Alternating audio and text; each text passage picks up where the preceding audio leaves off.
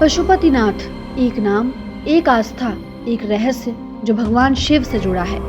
लेकिन सवाल उठता है कि आखिर क्यों भगवान शिव को पशुपति कहा जाता है?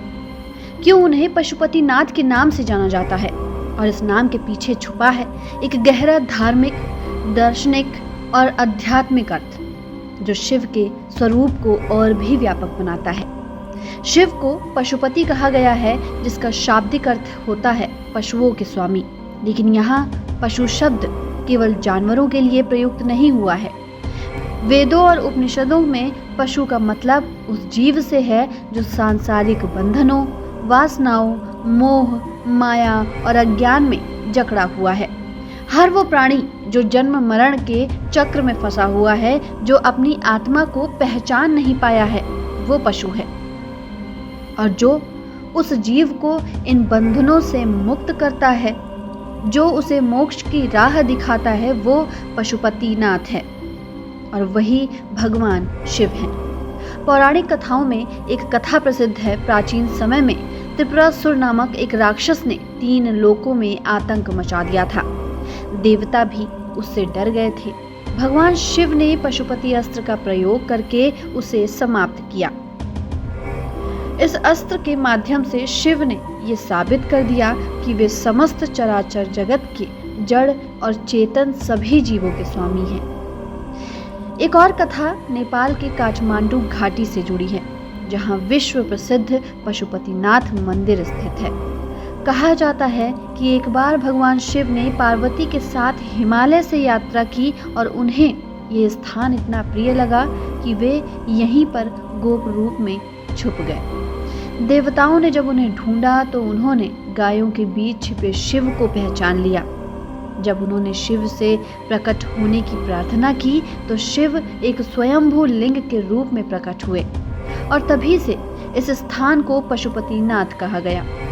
आज ये मंदिर केवल नेपाल ही नहीं, पूरे हिंदू जगत का एक प्रमुख तीर्थ स्थल है, जहां शिव के पशुपति स्वरूप की पूजा होती है।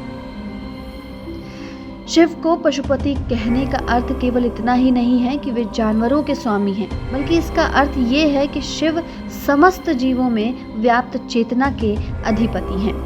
वो व्यक्ति जो मोह माया में बंधा है, जो अज्ञान के अंधकार में है, शिव उसे ज्ञान का प्रकाश देते हैं, उसे आत्मबोध कराते हैं। इसलिए शिव केवल आराध्य नहीं, वे मुक्त के द्वार हैं।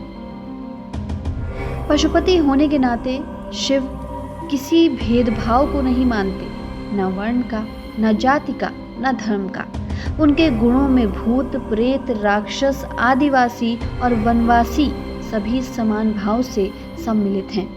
उनका धाम है शमशान, उनका वस्त्र है व्याघ्र चर्म, उनका आभूषण है सर्प और उनका वाहन है नंदी बैल। यही समत्व, यही सर्वग्राह्यता उन्हें पशुपति बनाता है।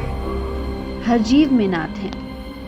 इसलिए जब हम पशुपतिनाथ कहकर शिव का स्मरण करते हैं तो हम ये स्वीकार करते हैं कि हम भी एक पशु हैं, यानी सांसारिक बंधनों में बंधा हुआ एक जीव, और केवल शिव ही हैं जो हमें उन बंधनों से मुक्त कर सकते हैं। शिव का यह स्वरूप हमें ये दिखाता है कि अहंकार छोड़ो, भेदभाव छोड़ो और पशुता से मनुष्यता की ओर चलो, क्योंकि जब तक भीतर का अज्ञान नहीं टूटेगा तब तक हम केवल शरीरधारी प्राणी ही रहेंगे।